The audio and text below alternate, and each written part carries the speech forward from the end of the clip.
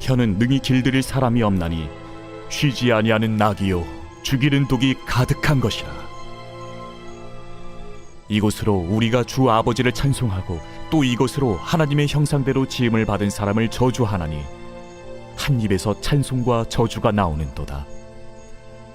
내 형제들아, 이것이 마땅하지 아니하니라. 샘이 한 구멍으로 어찌 단물과 쓴물을 내겠느냐? 내 형제들아, 어찌 무화과 나무가 감람 열매를, 포도나무가 무화과를 맺겠느냐? 이와 같이 짠물이 단물을 내지 못하느니라. 이전에 제가 이 보물 말씀을 가지고 몇 주 전에 말씀을 전한 적이 있습니다. 근데 그 말씀을 전한 후에 주님께서 다시 한번 전하라, 이런 저에게 도전을 주시더라고요. 사실 다시 한번 전하는 게 쉽지는 않습니다. 왜냐하면 기억하고 계시잖아요. 근데 감사한 거는 성도님들이 다 이렇게 잊어버리시더라. 망각의 은혜를 주신 걸 너무 감사하게 생각하는데, 어쨌든 제가 이 중에서 하나님께서 뭘 중요시 여기는가, 쓴뿌리에 있구나 하는 생각이 들어서 오늘은 쓴뿌리를 중심으로 여러분에게 말씀을 전하도록 하겠습니다. 여러분, 저도 이제 목사가 돼서 한 10여 년이 되는데요. 저에게 굉장히 중요한 말씀들이 몇 가지 있습니다. 이 말씀을 전할 때는 굉장히 제가 긴장을 많이 하고 기도도 많이 하게 되는데요. 이 오늘 말씀이 그 중에 하나입니다. 그러니까 여러분이 좀 영적인 집중력을 가지고 정말 주님의 음성을 듣는다고 생각하는 마음으로 들어주시면 감사하겠습니다. 여러분, 이제 미국에서 이게 여행을 할 때 보면 게이트 앞에 사람들이 많이 몰려 있잖아요. 물론 한국도 그런데 어떨 때는 너무 딜레이 돼가지고 막 한없이 기다릴 때가 있는데, 어떤 여자분이 이제 비행기를 갈아타기 위해서 게이트 앞에 서 있는데, 앉아 있는데 너무 시간이 지루해서 팝콘과 음료수를 샀다고 합니다. 그래서 게이트 앞에서 팝콘 봉지를 열어서 이제 먹기를 시작했죠. 근데 갑자기 옆에 앉아 있는 어떤 남자분이 손을 쑥 내밀더니 팝콘 봉지 손을 싹 집어넣더래요. 그래서 얼굴 딱 보니까 싹 미소를 짓는 거예요. 좀 묘하다 하는 생각이 들었지만 팝콘을 너무 좋아하나 보다. 그래서 그냥 먹게 내버려 뒀다는 거예요. 근데 또 그 한 움큼의 팝콘을 다 먹은 다음에 또 손을 봉지에 탁 집어넣는 거예요. 여러분은 어떻게 반응하시겠어요? 손을 딱 때리겠어요? 근데 이 남자분이 또 미소를 싹 짓는 거예요. 그러니까 진짜 웃는 얼굴에 침 못 뱉는다고 뭐라고 할 수가 없잖아요. 그래서 손을 딱 집어넣는 그 사람을 보면서 속으로 진짜 나한테 작업을 거는 건가? 이런 생각을 했대요. 근데 또 한 움큼 다 먹고 나서 손을 다시 또 집어넣는 거예요. 그게 이 여자분이 화가 났어요. 그래가지고 이 팝콘 봉지를 그냥 던지다시피 그 남자한테 확 던지고 이제 탑승하기 위해서 줄을 섰다고 합니다. 그래서 탑승을 했어요. 그리고 자기 좌석에 앉아서 자기 숄드백을 이렇게 내려가지고 필요한 물건을 꺼내려고 딱 열어보니까 그 안에 팝콘이 들어있는 거예요. 여러분, 이해가 되십니까? 아까 그 팝콘은 이 여자분께 아니라 내게 아니라 그 남자분 거였어요. 여러분, 이렇게 황당한 일을 경험하신 적이 있습니까? 근데 젊은 분들은 없을 거예요. 어찌 그런 일이. 근데 나이가 들으면요, 깜빡깜빡해서 니께 내 것이고 내게 네 것이고 이럴 때가 있습니다. 그러니까 이렇게 이런 일을 당할 때 보면은 우리가 얻는 교훈이 뭐냐면요, 우리 자신의 행동에 대해서 우리 자신이 잘 모를 때가 있어요. 자신의 관점에서는 정말 철석같이 믿고 옳다고 생각했던 것이 좀 시간이 지나면 진실이 아닌 것으로 판명될 때가 있잖아요. 진짜 그럴 때는 좀 쥐구멍이라도 들어가고 싶을 때가 있잖아요. 그리고 또 어떤 경우에는 뭐 자기가 사랑하기 때문에 하는 행동인데 상대방은 너무 힘든 거예요. 여러분, 이러면 정말 인생이 행복하지 않잖아요. 그와 마찬가지로 자신의 말, 특히 여러분이 평상시에 쓰는 말은 자신이 어떤지 잘 몰라요. 정말 녹음해 놓지 않고 그 몰래카메라를 달아놓지 않는 이상, CCTV를 달아놓지 않는 이상 자기를 모니터링 할 수 없습니다. 아마 나의 언어 습관은 나의 배우자가 아마 제일 잘 알고 있을 거예요. 눈빛만 봐도 무슨 말을 할 건지 이제 20, 30년 살면 알게 되잖아요. 근데 평소에 기도 생활을 하시는 분, 그래서 막 예수의 이름으로 선포 기도를 하고 또 보혈의 기도를 하고 또 기도를 꽤 하는데도 좀처럼 기도가 응답되지 않는다는 분들이 계십니다. 정말 안타깝잖아요. 근데 그 이유가 무엇일까? 또 그 중에는 정말 오랫동안 20, 30년 신앙생활 했는데도 내 성격이 안 변해. 내 인격이 안 변해. 이 성깔이 안 변해. 이러는 분도 계십니다. 그것은 왜일까요? 이것은 굉장히 중요한 문제인데요. 한마디로 여러분의 혀의 권세, 말의 권세가 없기 때문입니다. 이 혀의 권세, 말의 권세가 무슨 뜻일까? 우리 야고보서를 한번 읽어보고 설명해 드리도록 하겠습니다. 야고보서 3장 4절에서 5절 말씀입니다. 시작. 또 배를 보라. 그렇게 크고 광풍에 밀려가는 것들을 지극히 작은 키로서 사공의 뜻대로 운행하나니 이와 같이 혀도 작은 지체로 돼 큰 것을 자랑하도다. 이 야고보서를 지은 야고보는 기도를 하도 많이 해서요. 낙타 무릎이라는 닉네임을 가졌습니다. 그가 죽었을 때 무릎을 보니까 무릎에 굳은 살이 박혀 있는 거예요. 낙타처럼 이렇게 자꾸만 구부리는 사람들이 이게 무릎에 굳음살이 생기는데요. 정말 이 야고보는 예수님의 친동생이었습니다. 그러니까 예수님이 얼마나 기도를 많이 하셨어요. 그 옆에서 본 그 동생이니까 기도의 중요성을 너무나도 잘 알아터인지 열심히 기도한 사람이라서 정말 낙타 무릎이라는 그 별명을 가질 정도로 기도를 많이 하신 분입니다. 또 이 야고보는 참 놀라운 게 언어와 영성의 상관관계를 잘 연구하신 분입니다. 야고보서 3장에 보면 사람의 말이 어떻게 그 사람의 영성이나 내면 세계를 잘 나타내는가를 잘 설명해 주고 있어요. 저도 이번에 3장을 읽으면서 좀 이전에 깨달지 못했던 아주 깊은 그 어떤 통찰, 깨달음을 얻었던 것 같습니다. 여러분, 역사적으로 세상을 쥐락펴락했던 사람들은 이 혀의 권세, 말의 능력을 잘 알았던 사람들이었습니다. 예를 들면 버락 오바마 대통령 있죠. 그는 40대 초반에 일리노이주 상원 의원이 되었을 때 아무도 그를 몰랐을 때 그 전당대회 올 때 그 무대에 올라가서 18분 정도 연설을 했는데요. 그 연설을 통해서 이 사람이 완전히 부각됩니다. 너무 탁월한 연설을 했어요. 그러니까 이런 연설을 하게 되면 얼마나 좋습니까? 사람들에게 영향력을 줄 수 있잖아요. 또 1960년대 마틴 루터 킹 주니어 목사님은 인종평등의 꿈을 꾸면서 I have a dream 이런 연설로 미국인들의 가슴에 희망과 변화의 불꽃을 던져주었습니다. 사실 히틀러도 그 연설로 유명한데요. 그의 카리스마적인 연설로 독일인의 모든 마음을 사로잡았어요. 결국 그가 가지고 있었던 어긋난 사상이 그의 말을 통해서 사람들을 움직이기 시작했는데요. 결과적으로 독일인뿐만 아니라 유대인 그리고 많은 세계의 사람들이 전쟁으로 인해서 생명을 빼앗기게 됩니다. 여러분, 전 요즘에 정말 여러 나라에서 대통령 선거가 있잖아요. 뭐 어떤 뭐 정치 성향 이런 거를 제가 지금 말씀드리는 것이 아니라 그 여러 나라에서 부상하고 있는 대통령이 지금 시대적으로 약간 막말 대통령이 많습니다. 그런 대통령들의 유세를 보면서 열렬히 환호하는 사람들을 볼 때 가끔은 섬뜩해질 때가 있어요. 여러분 안 그러세요? 사실 그들의 막말이나 실현 불가능한 공약뿐만 아니라 특히 애드립으로 막 나오는 말들을 볼 때 섬뜩해질 때가 있는데요. 왜냐하면 그 말은 그 사람의 마음속 깊은 생각을 드러내는 것이기 때문입니다.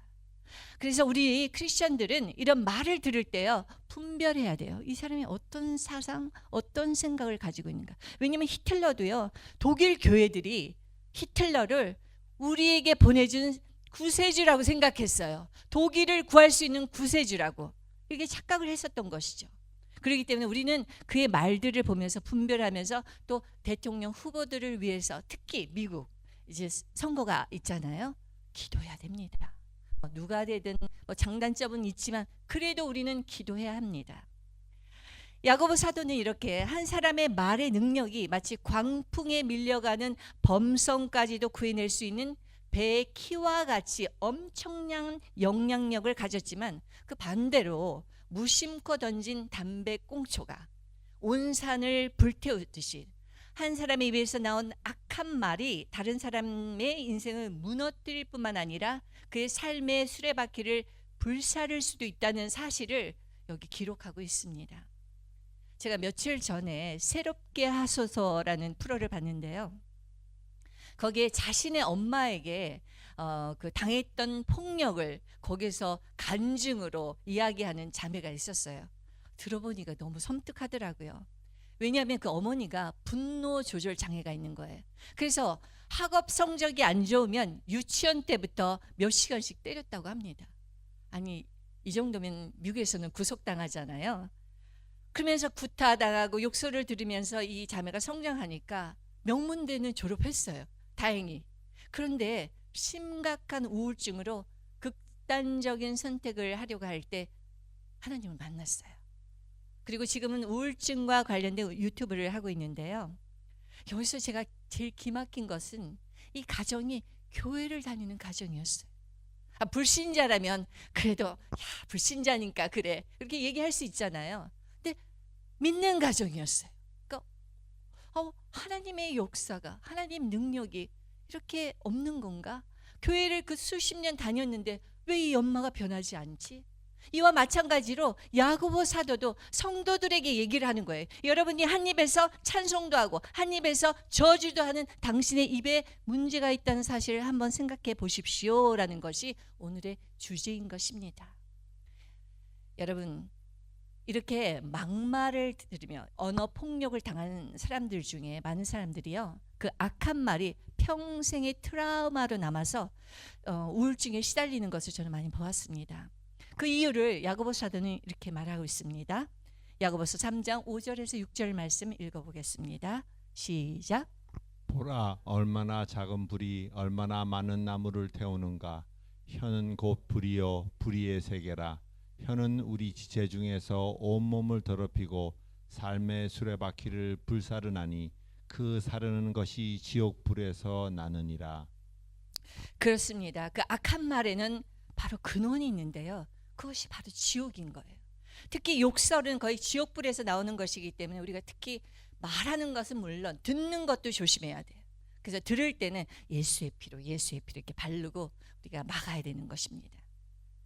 요즘 젊은이들의 말, 특히 드라마, K-드라마 참 유명하다고 하는데 유명한 드라마 볼 때마다 저는 뜨악합니다. 도중에 이걸 봐야 되나 말아야 되나. 거의 욕설로 일관된 대사들을 들을 때 차마 좀 힘들 때가 있어요.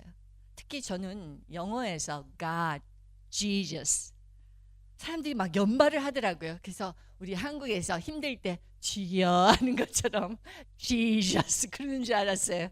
근데 100% 아니 200% 욕이라는 사실을 알고 제가 너무 가슴이 아팠어요. 아니 이 미국에서 기독교 종주국 아닙니까? 어디 God, Jesus가 욕이 될 수 있습니까? 여러분 생각해 보신 적 없으세요? 그래서 정말 이 세상에 통용되는 언어를 봤을 때 이 세상이 얼마나 오염되었는지 우리는 그것을 예측할 수 있고 분별할 수 있어야 되는 것입니다. 오늘 본문 말씀처럼 교회에서는 하나님께서 찬송하고 기도하는 사람이 교회 밖을 나가면 쉽게 다른 사람을 정죄하거나 뒷담화하거나 아까 소개했던 그 자매의 어머니처럼 그 집에서는 자기보다 약자인 배우자를 그리고 자녀들을 악한 말을 퍼부으면서 이런 말을 하는 사람들, 이런 사람들 말에는 역사가 없다는 것이죠. 이런 사람이 아무리 기도를 해도요 하나님의 역사가 일어나지 않는 뜻입니다. 그러니까 혀에 권세가 없는 거고 말의 능력이 없는 것이죠. 그렇다면 말의 능력과 혀의 권세를 갖기 위해서는 우리는 어떻게 해야 할까요? 먼저 첫 번째로 자신의 혀를 통제해야 합니다. 그런데요 여기에는 참 어려운 게 모순이 하나 있습니다.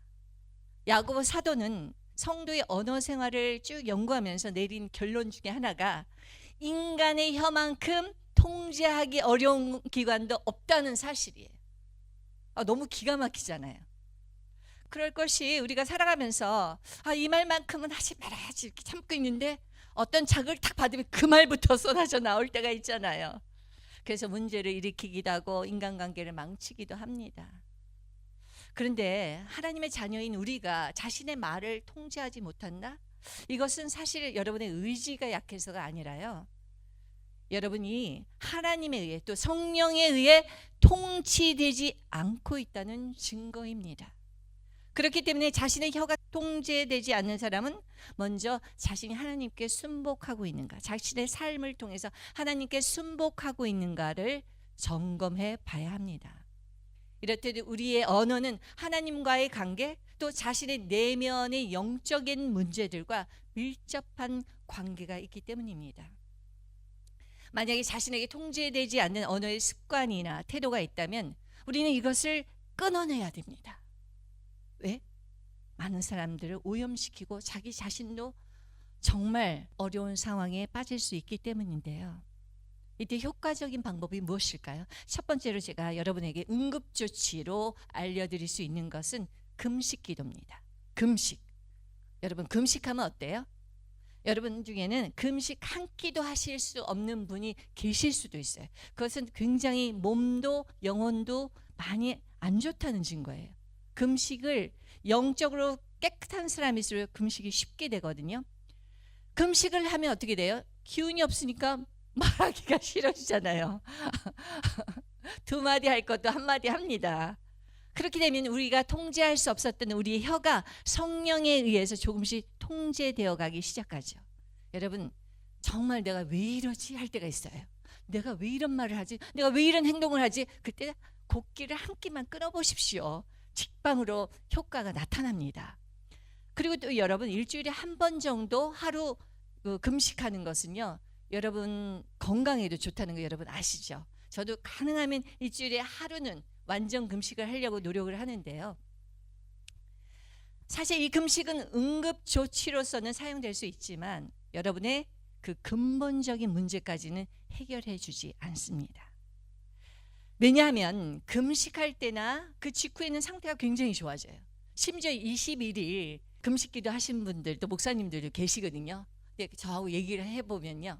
놀랍대요. 일주일 만에 옛날로 돌아가더라는 거예요. 그러니까 여러분 그럼 나는 금식기도 안 해야지 이런 생각을 하시지 마시고 그래도 응급조치로서 금식이 굉장히 중요합니다. 그런데 왜 우리는 시간이 지나면 원래 상태로 돌아가려는 이 탄성과 같은 우리 내면에 무엇인가가 있는데요. 그것이 무엇일까요? 이것을 야고보서는 이렇게 기록하고 있습니다. 야고보서 3장 10절에서 12절 말씀 읽어보도록 하겠습니다. 시작. 한 입에서 찬송과 저주가 나오는도다. 내 형제들아 이것이 마땅하지 아니하니라. 샘이 한 구멍으로 어찌 단물과 쓴물을 내겠느냐. 내 형제들아 어찌 무화과 나무가 감람 열매를 포도나무가 무화과를 맺겠느냐. 이와 같이 짠물이 단물을 내지 못하느니라.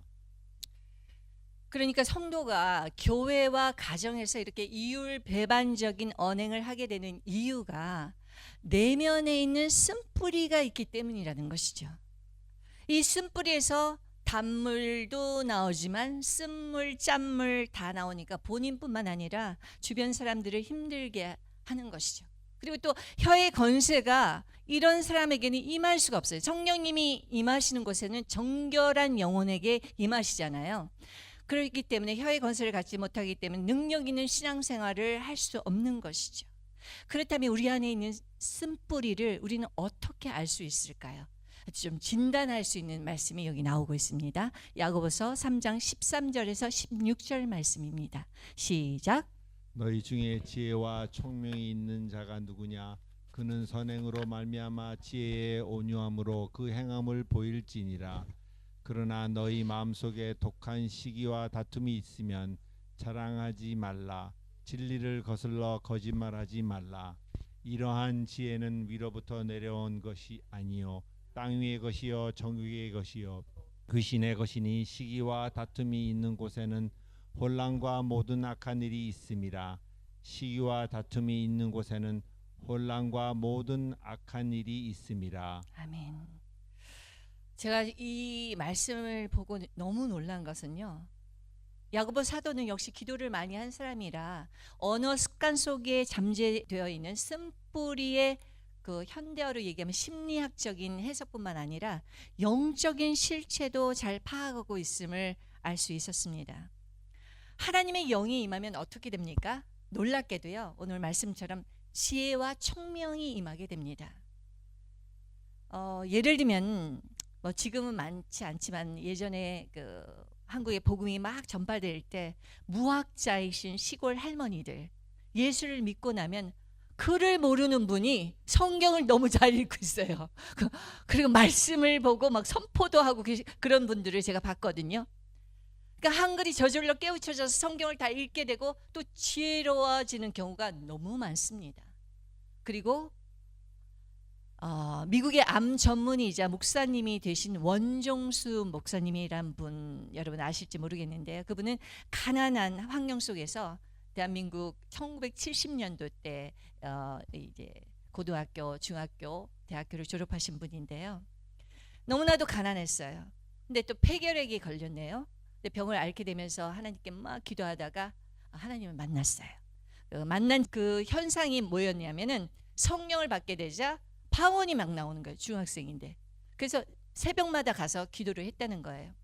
그리고 놀라운 것은 이렇게 신앙생활을 열심히 하니까 공부할 시간이 없잖아요. 근데 공부할 때 책을 딱 보잖아요. 그러면은 한 번에 다 외워지는 거예요. 마치 사진을 찍어서 뇌 속에 저장한 것처럼. 네나 부럽죠.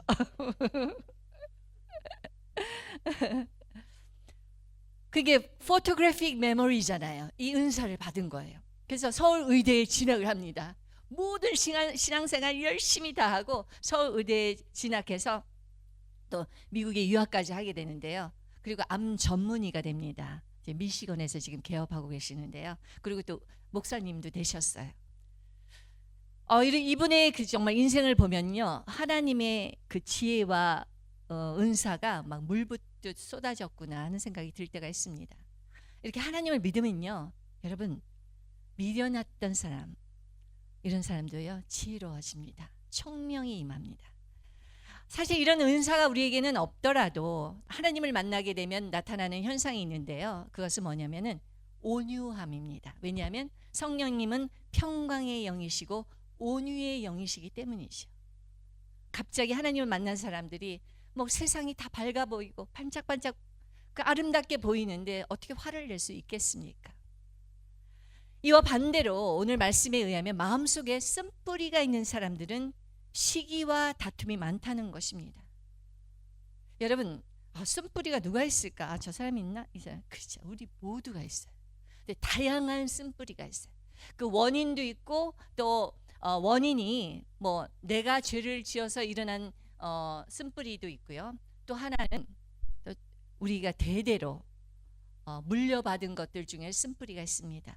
여러분, 우리 소위 이런 얘기 하잖아. 저 녀석은 외탁이야, 친탁이야. 근데 외탁, 친탁 좋은 걸 받으면 좋아요. 근데 나쁜 걸 받으면요, 디제스터입니다. 그러니까 이거를 여러분 없앨 수 있는 방법이 있다는 것 여러분에게 알려드리고 싶어서 오늘 이 메시지를 전합니다. 아마도 다음 주에 걸쳐서 제가 말씀을 다 드릴 텐데요. 저는 저 안에도 쓴뿌리가 당연히 있잖아요. 저는 예수를 믿은 지 한 30년 되는데요. 저희 남편이 저를 전도해서 예수를 믿은 당시는 정말 세상이 너무 좋아서 세상을 따라다녔던 사람인데 성령을 탁 받고 나서 제가 완전히 180도 바뀌었어요. 그래가지고 제가 너무나도 바뀌었는데도 불구하고 처음 5년간 10년간 너무 좋았습니다. 근데 10년이 지나니까요, 이게 참 묘한 게 올라오더라고요. 내 안에. 내 안에 이런 게 있나? 그런 것들을 제가 규명하고 분별하면서 기도하기 시작했는데요. 거의 제 안에 있는 쓴뿌리가 다 사라졌어요. 제가 한국에서는 온누리교회에서 한 8년 동안 기도학교라는 것을 했습니다. 근데 그 기도학교를 통해서 사람들이 너무너무 많이 변했어요. 치유되고 회복되고 쓴뿌리가 다 사라지니까요, 다 얼굴들이 천사처럼 변하더라고요. 그래서 여러분에게 이 말씀을 하나님이 선포하라고 말씀하시는구나 해서 오늘 준비를 한 것입니다. 그렇다면 우리가 이 쓴뿌리가 있는데 오늘 사도 야고보는 우선 두 가지 쓴뿌리를 소개하고 있습니다. 첫 번째로 시기이고 두 번째로 다툼인데, 시기 질투 이렇게 세트로 우리가 얘기하잖아요. 왜냐하면 룸메이트이기 때문에. 얘네들이 룸메이트로 다닙니다. 그리고 다툼, 이게 헬라어에서는 에리페이언, 다툼, 경쟁 이런 뜻인데요. 여러분, 시기 질투가 있는 사람은요, 미움과 증오가 같이 친구처럼 따라 붙습니다. 그리고 혈기 분노가 만나서 막 의기투합하고요. 그래서 살인까지 가는 경우가 있는데, 여러분 그러죠. 아유, 뭐 저렇게까지 과장되게 얘기하나. 여러분, 창세기 4장을 보면은 카인과 아벨이 나오죠. 처음부터 그들이 사이가 나빴겠습니까? 안 그랬어요. 열심히 하나님을 섬기는 가운데 아벨의 제사는 하나님 받으셨는데 하나님께서 가인의 제사를 안 받으셨어요. 그러면 왜 내 제사를 안 받으실까? 내가 뭐가 문제가 있을까? 기도하면서 하나님 뭐예요? 이렇게 물어보면서 고치면 되는데 고치진 않고 꽁한 거예요. 하나님, 저 하나님 나를 미워해? 아벨을 보니까 저 녀석 하나님이 특별히 쟤만 사랑하는 것, 시기 질투. 그러다가 혈기 분노가 어느 날 딱 일어나서 하나님께서 그 문에 그 죄를 엎드리게 하라 막 경고를 하는데도 불구하고 그 혈기와 분노에 못 이겨서 살인을 해버리잖아요. 여러분, 정말 지금 미국이나 한국이나 뭐 교제 살인, 또 여러 가지 뭐 총기 난사 사건들의 배후에 보면요, 이런 프로세스가 있습니다. 우리는 살인 사건으로만 보고를 받지만 그 안에 가정사를 들여다보면 이런 문제가 있을 수 있다는 것이죠. 그리고 여기를 보면 하나님이 아벨이 어디 있냐고 묻죠. 가인이 살해한 이후에요. 그럴 때 가인이 어떻게 얘기합니까? 그때 하나님 정말 잘못했어요. 제가 미쳤나 봐요. 이러면 돼요, 여러분. 하나님은 그러시면 하나님은 미쁘사 우리의 죄를 다 용서하시는 분이에요. 근데 가인이 뭐라고 그럽니까? 내가 아우를 지키는 자입니까? 이렇게 교만하며 교만설인 거짓말을 하게 되는 것이죠. 참 안타깝습니다. 그러므로 시기 질투와 다툼의 쓴뿌리가 있는 사람들은 이것으로 인해 교만한 말 그리고 거짓된 말을 하게 되며 그 결과 그 사람의 주변에는 혼란과 악한 일이 일어난다고 지금 사도 야고보는 말을 하고 있는 거죠. 혼란이 뭡니까? 갈등이 일어나는 거예요. 맨날 싸움이 있고 그리고 악한 일이, 안 좋은 일이 생긴다는 것이죠. 정말 우리가 입을 다물고 우리 마음에 정말 하나님 바라보며 온유함을 유지하기만 하면요, 우리는 복받는 사람이 돼요. 제가 최근에 우리 집에서 항상 가정 예배, 가정 큐티를 우리 딸하고 하거든요. 너무 좋은 시간인데요. 요즘에 하고 있는 말씀이 창세기입니다. 방학 동안에 창세기를 마치자 해서 이제 계속 하고 있는데요. 아브라함을 보니까 바로 이런 사람이에요. 사라가 막 뭐라 그래도 네, 당신이 좋은 대로 하시죠. 그리고 하나님 뭐라, 네, 알겠습니다, 하겠습니다. 그러니까 그 블레셋 사람들이 아브라함을 너무너무 좋아하는 거예요. 너무 덕망이 있는 거예요. 온유하고 거기에다 또 뭐 사라가 내 동생이니 뭐니 뭐 얘기했는데 어떻게 이런 일이 있을까 하는데 아비멜렉이 선물까지 줘가지고 내보내잖아요. 야, 되는 사람은 넘어져도 되고 하는 생각이 듭니다. 근데 거기 중요한 것은 아브라함을 보면서 하나님께서 너를 축복하는 자는 내가 축복하겠고 너를 저주하는 자는 내가 저주하겠다. 아브라함은 신실한 믿음의 사람이었기 때문에 하나님께서 이렇게 보장을 하신 것이죠. 그런데 이러한 메커니즘, 시기 질투, 증오 분노 그리고 살인까지 가는 이런 메커니즘은 하나님으로부터 온 게 아니라 땅의 것이요 정욕의 산물이요 심지어 귀신에게 속한 것이라고 역설하고 있는 것입니다. 그렇습니다. 여러분, 이 쓴뿌리, 야고보가 말한 것처럼 귀신에게 속한 것, 쓴뿌리에는 귀신의 집입니다. 쉽게 말씀드리면. 그런데 이 쓴뿌리의 종류는 다양하죠. 우리 한번 볼까요? 예, 한번 쫙 읽어갈 텐데요. 우리 남편은 저게 있지가 아니라 나에겐 이거 있지 하고 자기 자신한테 어떤 것이 있는가를 한번 생각해 봤습니다. 가난, 음란, 중독 강박, 교만, 우울 슬픔, 거짓, 탐심, 걱정, 근심, 거절, 시기, 질투, 미움, 증오, 혈기, 분노, 살인, 불안, 초조, 조급. 한국 사람들이 많습니다. 의심, 불신, 게으름, 원망과 불평, 누설과 수다. 또 그 외에도 많겠지만 일단 굉장히 많이 나타나는 쓴뿌리를 여기 적어봤습니다. 이런 쓴뿌리가 우리 안에 있으면요, 예수님을 믿게 되는 순간 강력한 성령이 임할 때 많이 사라집니다. 그런데 사라지지 않는 것도 있어요. 만약에 다 사라졌다면 우리 안에 교회 다니는 교인들은요, 천사같이 돼야 돼요. 근데 우리가 가끔 보면, 아니 이 목사님이 이런 일을, 아니 이 장로님이 이런 일을, 이렇게 놀라는 이유가 그 안에 쓴뿌리를 해결하지 않았기 때문이죠. 히브리서에서는 이렇게 말을 하고 있습니다. 쓴뿌리에 대해서 시작.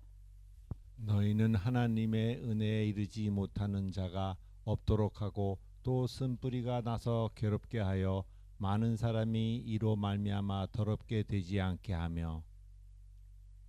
히브리서 기자도 쓴뿌리가 있으면 하나님의 온전한 은혜에 이르지 못할 뿐더러 본인도 괴롭고 그로 인해 많은 사람들이 더럽게 된다. 즉 고통을 받게 된다고 말하고 있습니다. 저와 같이 이 사역에 대해서 굉장히 관심을 가진 분이 계셨는데요. 그분은 누구냐면 영국 태생의 데릭 프린스라는 목사님이십니다. 이분에 대해서 잘 몰랐는데 제가 기도 학교를 하는데 하루는 제 책상에 집회 전에 딱 앉으려고 보니까 제 책상에 책이 이만큼 쌓여 있는데 예쁜 리본으로 묶어져 있더라고요. 데릭 프린스 목사님의 책이 거의 모든 번역본을 다 사가지고 이만한 약간 논문 같은 책도 있었는데 다 갖다 놨어요. 누군가가. 정말 이 설교를 보시는 그분이 계시면 정말 감사의 말씀을 전하고 싶습니다. 누군지 모르지만 이분은, 그래서 제가 알게 되었는데요, 이 목사님은 영국인입니다. 아버지가 고급 장교셨어요. 그래서 인도로 발령이 나서 세계 2차 대전 전에요, 인도에서 중학교 입학할 때까지 살았다고 합니다. 그래서 13살 때는 이튼 칼리지라고, 여러분 유명한 학교 아시죠? 왕실 장학생으로 선발되었고 또 캠브리지 대학교 킹스 컬리지에서 수석 장학생으로 대학에 입학하게 됩니다. 그리고 대학을 졸업한 이후에는 캠브리지 킹스 컬리지 특별연구원, 지금으로 말하면 대학만 졸업했는데 교수가 된 것이죠. 정말 엘리트 중에 엘리트인 분이셨습니다. 그래서 저는 더 관심이 갔어요. 왜 이분이 이런 사역에 관심을 갖게 되었을까? 그는 언어에 탁월했기 때문에 성경은 원문으로만 읽었다고 합니다. 그런 그가 2차 세계대전 때 군 복무 기간에 예수 그리스도와의 초자연적인 만남을 경험하고 그의 인생은 완전히 변하게 되었죠. 그리고 그는 2차 세계대전이 끝난 후에 영국으로 돌아가 목사가 됩니다. 그가 목회를 시작하면서 사람들이 이제 오기 시작했고, 그래서 이제 주님을 영접하는 사람들도 생겼고, 치유의 기적, 성령의 초자연적인 권능도 경험을 했습니다. 그런데요, 좀 이해할 수 없는 일들이 이 목사님한테 일어나고 있었어요. 그것은 이전부터 일어났던 일인데 내적인 좌절감이 들기 시작하는 거예요. 그리고 자기 귓전에 어떤 음성이 들리냐면, 다른 사람은 성공할지 모르지만 너는 목회를 해도 넌 성공할 수 없어. 우리가 다 벌써 기도하시는 분은 이거는 하나님의 음성은 아니다는 표정인데요, 맞습니다. 그럴 때마다 데릭 프린스 목사님은 굉장히 우울감에 사로잡혔다고 합니다. 낙심이 되잖아요. 그러니까 이 서양 사람들이 굉장히 말씀에는 뛰어납니다, 백인들이. 근데 이게 영적인 세계에서는 잘 우리보다 조금 모르는 부분이 있는 것 같아요.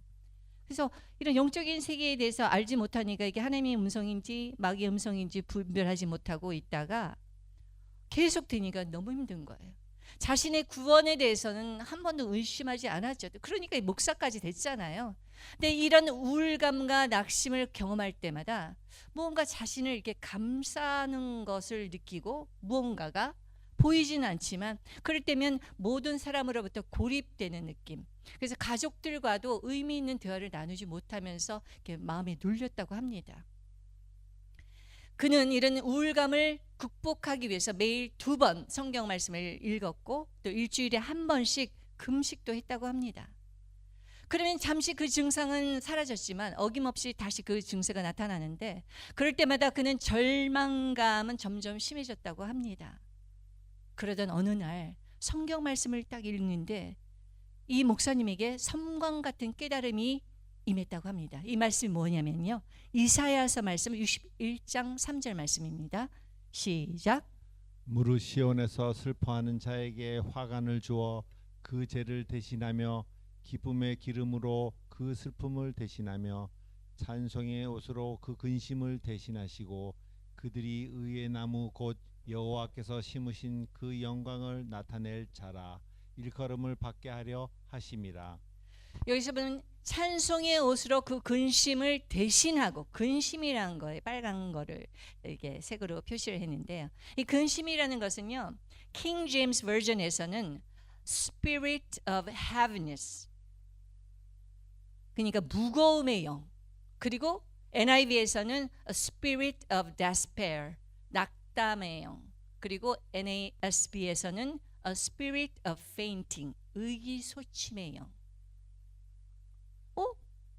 영이구나. 데릭 프린스 목사님이 처음으로 성경을 그렇게 많이 읽었는데 깨달았다는 거예요. 그렇다면 이런 거를 가져다 주는 것이 영이라면 내가 지금까지 쌓아온 이 근심과 염려와 우울감이 나 자신이 아니라 어떤 다른 존재, 즉 내 마음 한 부분을 점령한 악한 영이었다는 건가? 그런 생각이 들었어요. 그때 처음 데릭 프린스 목사님은 자신 안에 어떤 영의 실체를 깨닫게 되었죠. 그런데 매우 흥미로운 것은요, 이 영이 데릭 프린스 목사님에게는 너무 친숙한 거예요. 너무 오랫동안 친구처럼 있었기 때문이죠. 이게 나인 것 같고 이거 없으면 아닌 것 같은. 그런데 생각을 해보니 이 영은 가게 대대로 이어져 내려가는 대물림의 악한 세력이라는 것을 알게 됩니다. 그때 갑자기 자신의 아버지가 생각났어요. 프린스 목사님의 아버지는 기독교인이었어요. 선하고 도덕적이고 또 대령으로서 성공한 영국 장교였습니다. 그는 98% 항상 영국 신사처럼 행동했지요. 그러나 나머지 2%의 시간에는 원래 성격과 전혀 다른 모습을 보이곤 했는데, 예를 들어서 사소한 일에 크게 화를 내고 어떤 일이 일어나면 어머니와도 말을 하지 않고 24시간 자기 방에 들어가서 나오지도 않는다고 해요. 그러다가 한참 후에 본래 정중한 영국 신사의 모습으로 돌아오곤 했다고 합니다. 그리고 아버지를 따라다닌 것과 비슷한 이 어둠의 영들이 이 데릭 프린스 목사님을 어린 시절부터 계속 따라다니는 것을 깨닫게 되었어요. 이것을 깨닫는 순간 데릭 프린스 목사님에게 또 다른 영적 세계가 열리기 시작했죠. 왜냐하면 데릭 프린스 목사님은 항상 자신의 이런 우울한 성향, 그리고 부정적이고 비판적인 태도가 타고난 자신의 성격이라고 생각했거든요. 그러나 이제 그것이 자신의 인격의 문제가 아니라는 것을 분명하게 알게 된 것이죠. 그러자 그는 다음과 같은 약속의 말씀을 붙들며 기도했습니다. 이 말씀은 요엘서 2장 32절 말씀입니다. 우리 함께 큰 소리로 좀 봉독할까요? 시작. 누구든지 여호와의 이름을 부르는 자는 구원을 얻으리니. 아멘. 그러면서 주님, 제가 무거움의 영, 낙담의 영, 의기소침의 영이 눌려 살아온 것을 주님께서 보여주셨습니다. 주님의 이름을 부르면 구원을 받는다고 말씀하셨지요. 저를 구원해 주시옵소서. 예수님의 이름으로 기도합니다 하고 기도를 짤막하게 했는데 얼마나 간절하게 전심으로 기도했겠어요. 근데 그 기도에 대한 반응은 즉시 일어났습니다. 이거를 말씀드리면 이건 무슨 SF 영화인가 하는 생각이 드는데요. 저도 이런 걸 경험했기 때문에 이게 충분히 일어날 수 있다는 사실입니다. 하늘에서 갑자기 거대한 베큐um, 진공 청소기 같은 것이 내려와서 자신의 머리와 어깨를 감싸고 있던 그 우울감의 그 회색 안개를 슉 하고 빨아들이는 것 같은 느낌을 받았어요. 그러자 동시에 자기 마음을 항상 누르고 있었던 그 압박감이 휙 떠나가면서 잠시 숨이 막히는 것 같았으나 이 무거운 짐이 확 벗어지니까 갑자기 주변의 모든 것이 밝아 보였다고 합니다. 그렇습니다. 브레이크스루가 일어난 거예요. 우리가 기도할 때 이런 일이 일어납니다, 여러분. 아멘이십니까? 아멘? 아멘 하셔야 돼요. 아멘 할 때 일어납니다. 아멘. 아멘. 드디어 자신의 가정 대대로 대물림되어 온 자신 안에 그 쓴뿌리의 안에 있었던 악한 영으로부터 해방된 것이죠. 여러분, 이분이 기독교인, 영국의 기독교인이면 수백 대의 기독교인이었을 거 아니에요. 그렇죠? 우리는 기껏해야 제가 신학교 가보니까요, 4대가 최고더라고요. 4대 이상이 없어요. 그러니까 우리 짧은 역사 속에서 우리는 정말 우상숭배를 얼마나 했어요.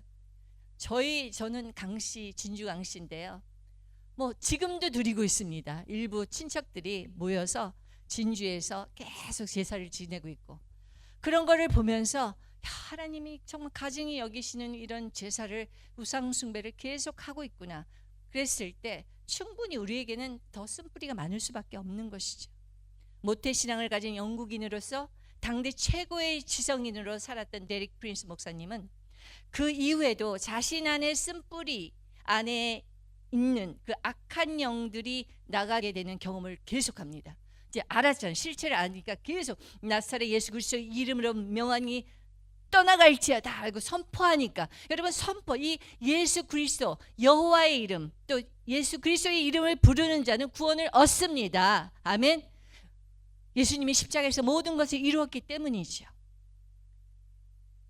그런 경험을 막 하게 되면서 전인격적인 구원을 얻게 됩니다. 이 데릭 프린스 목사님은 이런 경험을 하면서요, 어떤 결단을 내리시냐면 목회를 접습니다.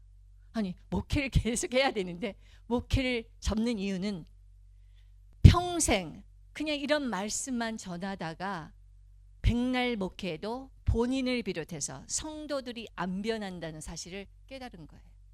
그래서 아예 목회를 접고 치유와 축사 사역을 위한 사역에 평생 헌신을 합니다. 그래서 미국에 들어오세요. 미국에 들어와서 워싱턴 주에서도 계셨고 또 여러 주에 계시면서 사역을 하셨더라고요.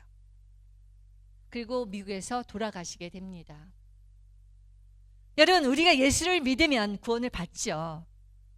그래도 예수를 믿음에도 불구하고 마음속에 쓴뿌리가 치유되지 않아 쓴물과 단물, 짠물을 막 뿜어낸다면, 사실 저는 그거는 약간 지금 생각해 보니, 제가 치유를 완전히 누리고 보니까 반쪽짜리 구원이었던 것 같아요. 여러분, 자신이 자유하지 않고 행복하지 않은데 어떻게 가족이나 주변 사람들한테 예수 믿으라고 전도하겠습니까? 막 우리가 막 밝고 막 에너제닉 하면서 예수 믿으세요. 그럼 뭔가 있나 보다 따라오는데 내가 막 골골해. 내가 너무 힘들어. 예수 믿으세요. 그러면 제가 처음 예수 믿고 나서 우리 형제들한테 전도하니까 너나 잘 믿으세요 그러시더라고요. 그렇게 얘기하잖아요, 세상 사람들은. 그래서 우리는 이 치유를 통해서 크리스찬들은 전인격적인 구원을 이루어야 되는 것입니다. 아멘이십니까? 그래서 유대인들은 이 치유와 구원이란 단어를 같은 단어로 사용하고 있지요. 여러분, 쓴뿌리가 뽑혀지면 여러분이 정결해집니다. 정결해지면 성령께서 충만하게 임하시고 말의 능력, 혀의 권세를 갖게 되어서 여러분이 선포하는 기도가 역사가 일어나는 것이에요. 할렐루야? 아멘. 그러나 우리가 혀를 통제하지 못하고 또 우리 안에 쓴뿌리가 있어서 쓴물과 짠물을 막 뿜어낸다면 선포기도, 보혈의 기도, 부르짖는 기도를 해도 기도가 공중에 이렇게 올라갔다가 하나님의 보좌까지 도달하지 못하고 그냥 떨어져 버리는 것이죠. 여러분, 어떻습니까?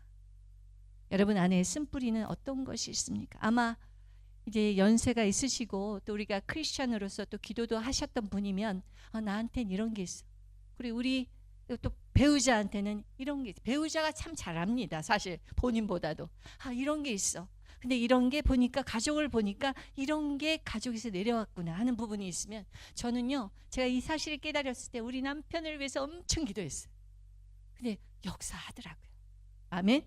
근데 중요한 거는 본인의 것은 본인이 기도하는 게 효과가 좋아요.